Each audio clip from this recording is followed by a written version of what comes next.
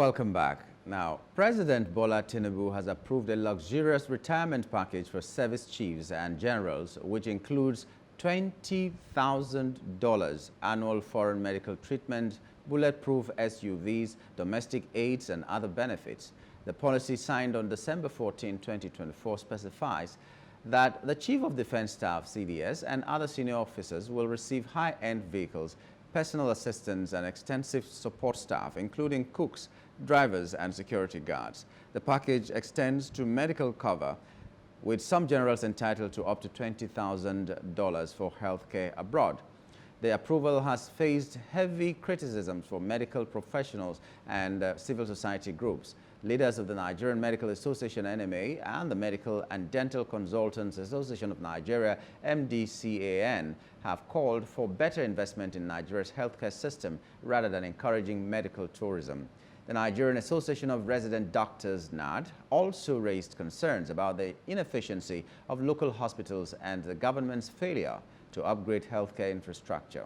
Civil society organizations such as the Accountability Lab Nigeria and the Rule of Law Advocacy and Accountability Center have criticized the extravagant retirement benefits at a time when millions of Nigerians face economic hardship. They argue that such perks for military leaders are unjustifiable, particularly when insecurity and corruption persist in the country. These groups are calling for a more equitable allocation of public resources that prioritize the well-being of ordinary Nigerians rather than the elite. Our guest this morning is Mr. Manuel Ikule, Executive Director, Elixir Trust Foundation. Good morning and welcome, Mr. Ikule. Good morning and thank you for having me. Okay, bogus entitlements to army generals and the top echelon of the security apparatus that we have in Nigeria. Let me hear your take on that. 20 million, for instance, is is more than how many? for now, is about 30 million naira. $20,000 is about 30 million naira or more than that. But that's what has been allocated for these people for foreign trips and all that. So let me hear your take on the whole issue. I agree perfectly with some of the persons that have already spoken about this ill-time, extravagant spending already.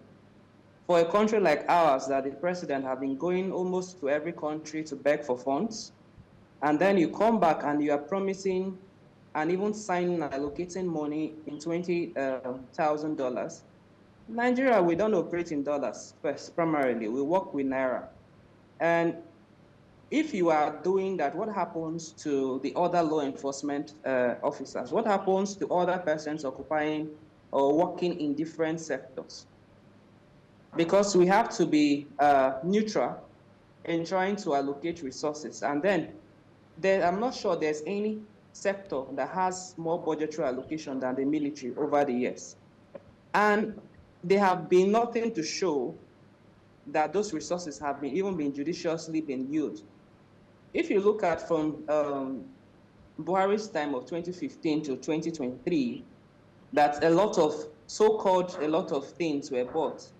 From the Navy, we had about 36 aircraft, and you had about 38 aircraft, and you had 36 still being ordered. You had about 400 or more boats ordered for the Navy, and for the military, have about 700 trucks and all that, and then 300 more of different types and sizes. And if you have all these funds being spent, and still the issue of war against insurgency is still not yet been addressed, you still have issues of lack of accountability because the military have not been audited at any time. All these things are lingering, and there's no achievement to even show for the funds or trillions being spent yearly. And you go further to assign $20,000 to each of them and to exercise that to go for foreign medical treatment. For what? We have medical facilities here. If you are a country or you are a leader that really wants to inspire leadership and wants to actually address issues in your country, at least around health, why should you be encouraging that? It's even wastage of money at this time. And it's it's still, it shouldn't even be an issue that should be discussed. But the unfortunate thing is, the body that's supposed to check this exercise of the president, which is the National Assemblies, are failed. That is why you have these things and some of these bills or some of these policies being signed and even being implemented. So it's a failure on the part of the government for them to even think it and even go further to even do it. 30 million per head. In fact, that is when the dollar is 1,500 naira. That's when we'll have 30 million naira for each of them to go for foreign medical treatments. And if we have 100 generals in Nigeria, that means we'll be having like 3 billion naira spent elsewhere that could have been used in our health sector. Just yesterday, we heard that, or day before yesterday, we heard that the retirees are sitting somewhere. They have occupied the Ministry of Finance. They've been told for a long time that there is no money at all to pay their entitlements and all that. So when they went there and occupied that place, they began to receive alert, which means it was a lie that there was no money, because where did they get that one from if they were crediting these people at this time? But even when all this is happening and we're hearing that this kind of money is being voted for the generals, first of all, let's look at why or whether or not these generals deserve it. You did mention anyway that nothing to show for it, but let's just take a detailed look at the security situation in Nigeria that may or may not justify this kind of amount being given to them. It's just the same like the justices that have been graciously given new houses, justices that have been graciously made to earn better salary and all that and all that. So let's see the security situation in the country and see whether this amount is justifiable.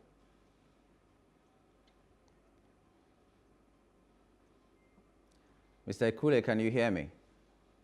Yeah, I can. Yes. So for me, that amount can even never be justifiable, because one, they were paid for the work they are doing.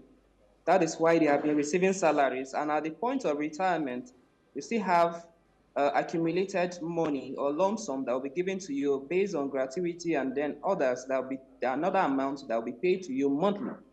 So that is what is due to each person.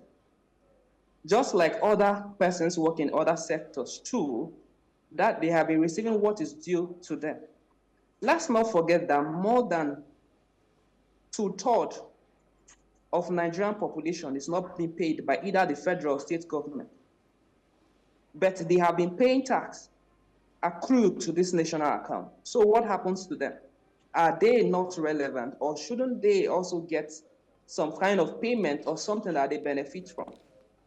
And hospitals that they still go to pay to access these services, if they are not even in good shape, then of what use are you adding value, or how are you adding value as a leader of your country? So just like I said earlier, in around 2018, 2017, 2016, there have been attacks in Benue State, and there are up to 15 IDP camps in Benue State till date. Nothing has been done to address those issues. The amount needed is less than that amount to be given to generals. For failure of generals or failure of these military leaders to be able to carry out the work of protecting lives.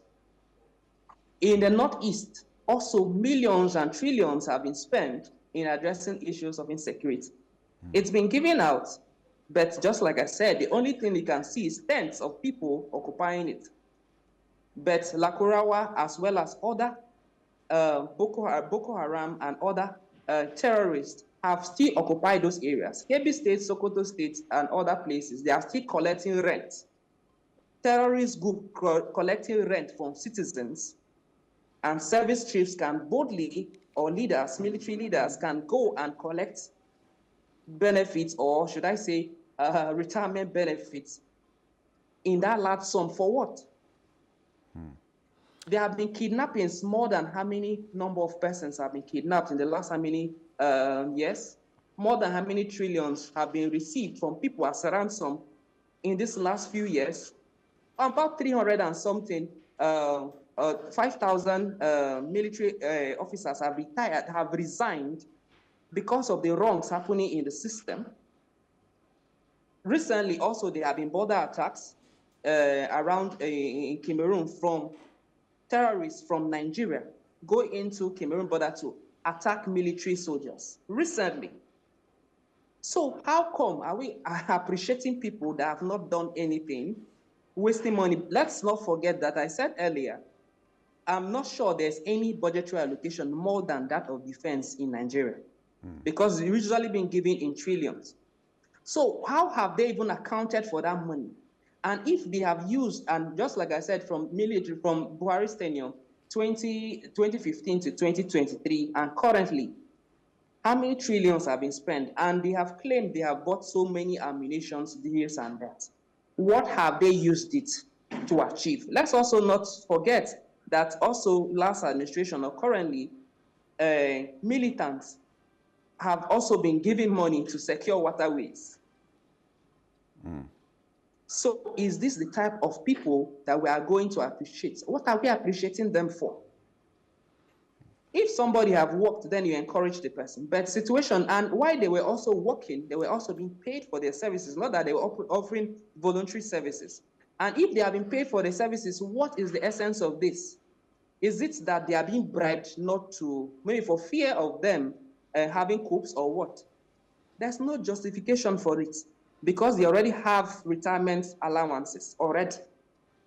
And unlike other agencies or sectors that people have contributive pension scheme, the military doesn't have. That means at the point of retirement, while they were working, no money was deducted from them. And at the point of retirement, they still have calculated amount that to be paid to them. So this is, in the inequality we are talking about, this is the gap is too big. And it's bad for a country like Nigeria that does not even have a stable economy, that is even borrowing to upgrade its even budgetary allocations or the budgetary allocations yearly. So for me, there's no justification for it. As long as there are kidnappings happening over every time, as long as there are killings happening every time, as long as even terrorists are still collecting rent from citizens on their own farms and lands, and as long as there are still IDP camps, and as long as also the military cannot and have not even been able to man their equipment and have been killing citizens themselves, there's no justification whatsoever. And to even pay them in dollars, it's a shame to leadership in Nigeria.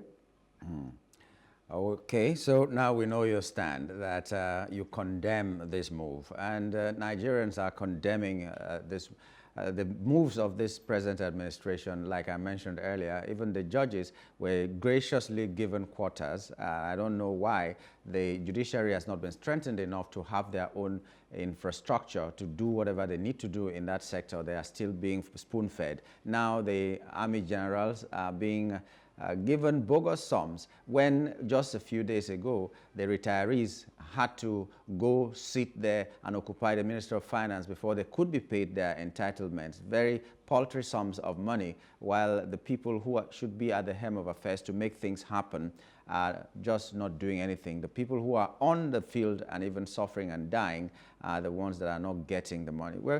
Well, let's see.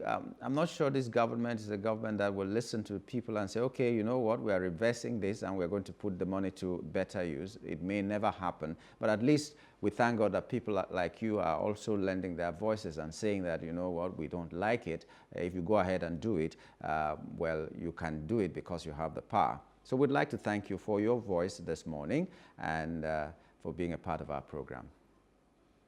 Thank you for this opportunity, and well done for the good work you have been doing. Thank you very much. Okay, we've been talking with Manuel Ikule, Executive Director, Elixir Trust Foundation. We were looking at the bogus money voted for generals on their retirement, and part of it will be like $20,000 for medical tourism, should they require it to go abroad. And I'm sure whether they require it or not, they're going to find a way to get that money. And that means less money from the coffers of our collective savings, and then into people who may not even be doing their work the way they're supposed to do. But that's a matter for another day. Let's look at how it is. Maybe with this incentive, the security situation will improve in Nigeria. If that does not happen, then Nigerians are still watching, and there will come a time when we will speak. But for now, this is how we end this show this morning. We'd like to thank you for your time. We're hoping that we will reconnect tomorrow for another edition of the program. In the meantime, my name is Nyamgul. Agaji. Thank you for your time.